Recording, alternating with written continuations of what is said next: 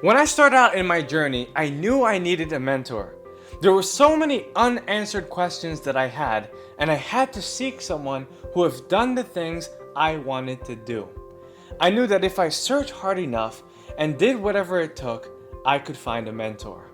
But unfortunately, it took me a long time until I found the perfect mentor. Thankfully, I've been able to mentor thousands of people and show them exactly what they needed to know to get to where they needed to go. And I truly believe that mentoring can be something very powerful. So in this video, I'm going to show you what you need to do in order to find the perfect mentor. What I realized in life is that the difference between an amateur and a professional is that amateurs hire amateurs to help them reach their goals, but professionals hire professionals to help them reach their goals. If you're an amateur, you're going to get stuck, you're going to get confused, and you're going to run into a lot of trial and errors and get frustrated with the results that you find.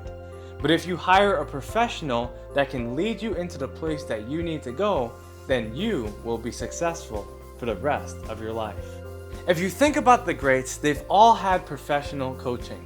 Think about Michael Jordan, someone who's so talented, someone that's so gifted. And if Michael Jordan needed a coach, shouldn't you?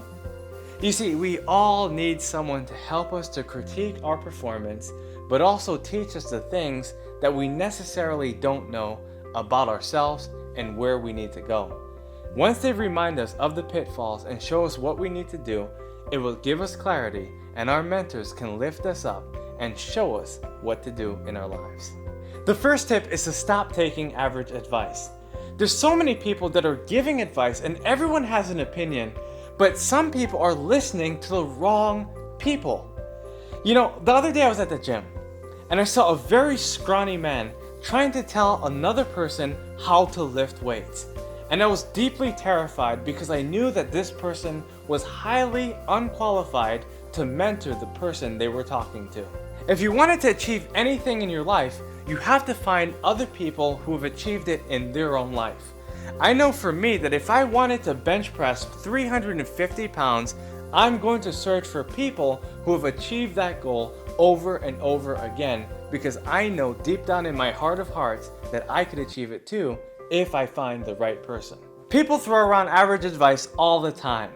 I've always heard people say, my mother taught me to save this money, or not to get credit cards, or to do this, or to do that, or to save for a rainy day. And I always ask them, how much is your mother actually making? They'll tell me $30,000, $40,000, $50,000 a year. And I tell them, is she your financial advisor? Because if she is, you're going to probably earn the same amount she's earning in her life. If you want to earn more money, you need to find someone who earns a lot more money than your mother and take their advice. Now, you might love your mother, but don't take her financial advice if she's making $50,000 a year when you want to earn $50 million per year. You have to know that your mother is qualified to give you parenting advice, but when it comes to financial advice, stay away. Once you stop taking average advice, take my second tip. Start looking for mentors. You see, the people that you're looking for are also looking for you. What I personally did in my first year of business was I compiled a list of 50 people that I largely admired, and I would call them every single week. Now, whether my conversation with these people were 5 minutes or 55 minutes, I took as many notes as possible, and at the end of the year, I determined who my mentor was from that list. When you're searching for a mentor, keep in mind that you don't necessarily have to meet them in person.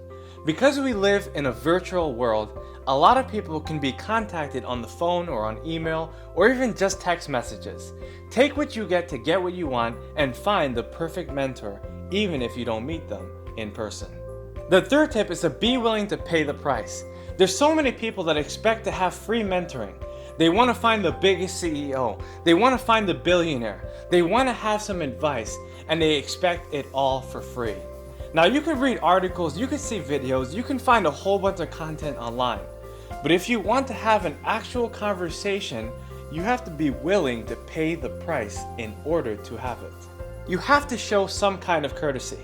If someone has sweated and labored in books and action and have done so much for 20, 30, 40 years, you better be willing to come with some kind of fee, or send them something of value, or even write them a handwritten note. Don't just try to use people and not be able to give back. Reciprocate in some way, and sometimes the best way to reciprocate is through appreciation. But I know a lot of people that accept money too. A lot of people who have asked me for mentoring try to play the guilt card. They say, Daniel, you've made it, you're a multi-millionaire, you've done it all. Can you just give back and feed me some baby milk so I can grow and eventually be like you? But that kind of action doesn't work with me. You can't guilt your mentors into giving back to you just because they've made it.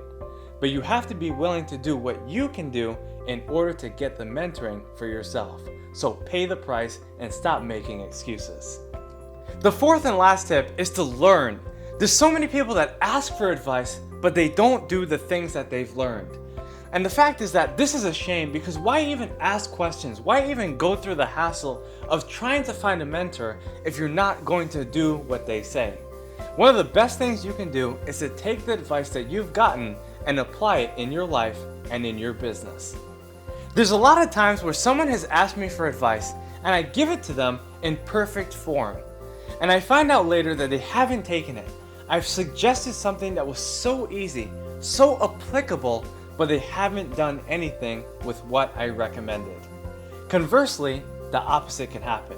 I've given advice, paid or free, to someone, and I find that they do everything I've recommended, and I see the fruits of their labor.